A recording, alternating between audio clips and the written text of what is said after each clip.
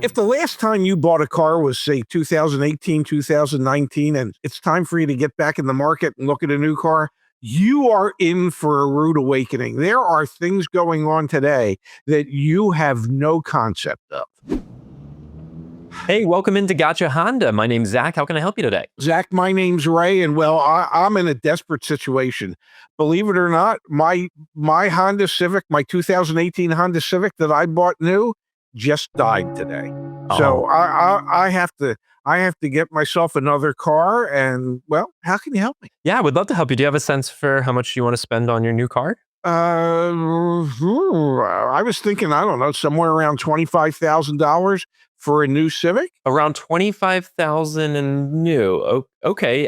Well, things have changed a little bit since you bought your 2018 Civic. You sure you need to be at 25,000? That's where I would be comfortable. Yes. Well, I have one option at around $25,000. It's not new. It's actually a used Mitsubishi Mirage, and it's a manual. Is that something that would work for you? No, I want to stay with the Honda product. Even though my current Civic died, I'd like to get another one. Well, at $25,000, we're looking at maybe like a base Chevy Trax. No, Yeah. I I want to get another Honda Civic. Um, if 25,000 isn't a reasonable number, what would be then today? 36? What? All right, so let's jump into it, Dad. So here's what's changed from 5 years ago, 6 years ago to now in the car market. The average transaction price for a new car, Dad, is almost $50,000. More than 1 in 5 people who buy new cars are spending over $1,000 a month on that car payment. So, Dad, Yes. you want to get in from that old Honda Civic to your new Honda Civic, you have to be ready and prepared for a little bit of sticker shock. A little bit. I mean, my God, what was that 2018 Honda Civic that I had been driving? $23,000. No wonder I thought a new one might be 25 or 26, not 36. Yeah, I mean, when you started in the car business, Dad, $1,000 car payment was crazy. I mean, obviously, loan terms were a little bit different as well back then, but still, the idea that you would get a $36,000 Honda Civic and you'd have to be financing it for so long with such a high payment. So this is one thing that all car shoppers need to be aware of right now. If you haven't been in the market in a while, don't be shocked when you see these big numbers. This is the reality for the new car market today. Well, it sounds like it, but you will be shocked because in many cases, the price of cars has gone up beyond the consumer price index for inflation. So you will be taken aback. Your breath will be taken away when you first look at those stickers, and you're going to wonder, what the hell happened in the last 7 years? Now, not every manufacturer has increased their prices more than inflation. For example, Nissan have only increased their prices 34% over the past 10 years. Inflation during that time is around 41%. But brands like Stellantis, Ford, Hyundai, and Volkswagen, they've all increased more than inflation. Stellantis is the worst. They've increased their prices 60%, Ford 57.7. So buyer beware when you go out there to buy a new car. Sticker shock is around the corner. Unfortunately, it is.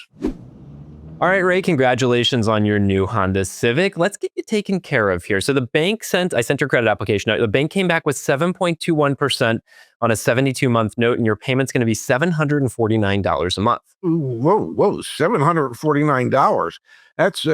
That's way more than I can afford. I can't afford anything over $700 a month. I hear you.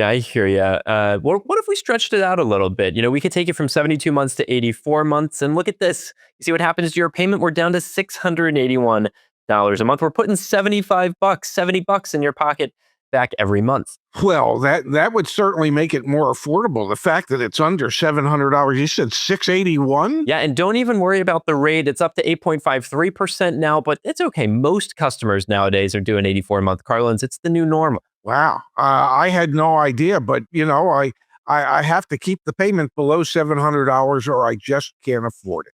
All right, so this is another thing that's changed from 5 years ago, Dad. 23% of new car loans are 84 months or longer.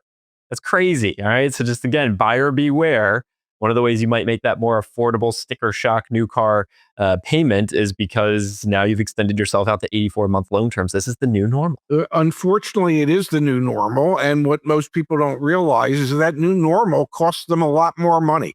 You're going to be paying back a lot more in interest over a 7-year note than you would over a 5 or a 6-year note. You don't really want to know how much more interest you're going to pay, because if you knew that, you probably wouldn't agree to it. So that's the new reality. It gets more expensive when you do these longer financing terms. All right, Pops, you ready? Yep. Hey, Ray, I see you're trading in your Honda Pilot. Do you know what you owe on it? I think I owe 24.8, something like that. Okay, 24.8. Well, actually, we've got the appraisal here, and it just came back at 16.9. Excuse me? Yeah, 16.9. So like I'm like $8,000 upside down? Well, that's something that upside down is one way to frame it, negative equity. But, here's the good news. We can roll that right into your new loan. You don't have to bring a check today. You don't even have to worry about anything. Same car deal, same everything. We'll just put that negative equity in the new loan. Oh my God. I thought I had some equity, not negative equity. No. And don't even worry about the payment. Like I said, just gets rolled in there. You don't have to think about anything. Well, if that's where we're at today, but boy, that seems crazy. All right, so here's the other new reality for those of you that haven't shopped for a car in many years. Almost a third of all trade-ins have negative equity, and the amount on average is $7,200, with many shoppers having over $10,000 in negative equity when they go to trade in their vehicle. Yeah, that's, that type of negative equity, and the fact that in many cases you can roll that into your next loan at about $20 for every $1,000 that you roll into your next loan. If you're negative $7,200, that's an extra $140, $550 a month you're paying just for the negative equity, not even for the new car. Yeah, the research shows, Dad, that the average monthly payment for those that have negative equity is $916 a month, $144 above the average for all borrowers. So yeah, it's a not pretty situation when you bring negative equity to the table. But again, for those of you watching this video, you might be surprised when you have negative equity when you go to the dealership. Probably a good moment to pitch that you should go read our Trade-in Tactics for Success guide back on CarEdge.com. There are definitely different ways that you can try and get more money when you sell your car and try and mitigate that negative equity. Absolutely.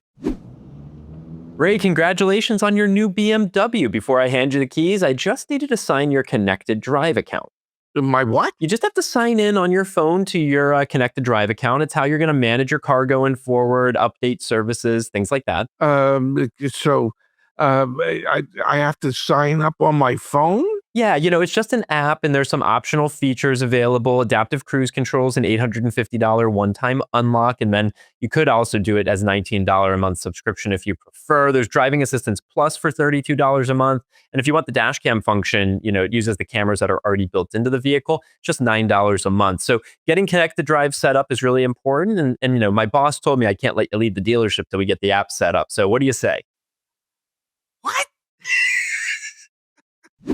All right, now many of you probably think what we just role-played there is BS, but Dad, all these automakers are now giving incentive money to their dealers to get customers to sign up for these apps before they leave the dealership, so that then the automakers can sell products, track your data, do all that stuff. For people who haven't bought a car in 5 or 10 years, they will be shocked when this happens at the dealership. Oh, and they'll also be shocked when they find out all the data that they're collecting gets sold to insurance companies and others out there. And it's a huge profit center for the manufacturer. And this is, we have become such a connected world that most people just go, okay. Mercedes charges an annual fee to unlock extra horsepower in some of their electric vehicles. Volkswagen sells upgrades on certain EVs as well. Hyundai is testing out locking drift mode on the Ioniq 5N, and Ford is charging customers extra to add a front trunk on the 2026 Ford Mustang Mach-E. So all sorts of crazy stuff here from these automakers. And Dad,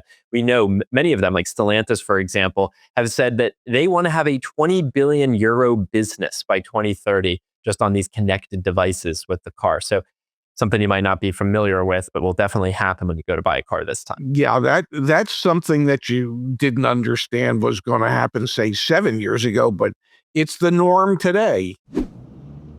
Okay, Ray, congratulations. I see we agreed on the numbers, $34,000 for your new car. Let me just walk you through the rest of our paperwork. Is that okay? Sure, absolutely. I would appreciate it. Okay, so yeah, $34,000 for the car. You know, we have an $899 doc fee. That's pretty standard here in the state of Virginia. Then we also have our vehicle prep fee, which is $599. Nitrogen in our tires to make sure it rides smooth for $299.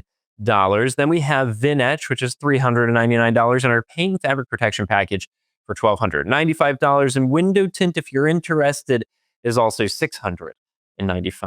So all I need you to do is just sign here and we're good to go. I thought we had agreed to a price of $34,000. What's all this other nonsense? No. Yeah, absolutely. You and Rebecca, the salesperson, you negotiated a great deal with her. That was the price for the car. This is now our dealer addendum. You know, this is separate. And quite frankly, most of these are non-negotiable. Most of these are unnecessary and unwanted. Why didn't anybody tell me this before? All right, so actually this one's probably something that did happen 5 or 10 years ago when you bought your car. Dealers have been adding add-ons to car deals to try and make extra money. I don't know, Dad, as long as since we've had electricity. I don't know. It's been going on forever. But this is definitely something that customers have to watch out for in today's market because they add these add-ons as extra profit centers. Absolutely, and there's huge money to be made on every one of those items. The price of them is so inflated. And as a customer, if you don't want them, you have to push back.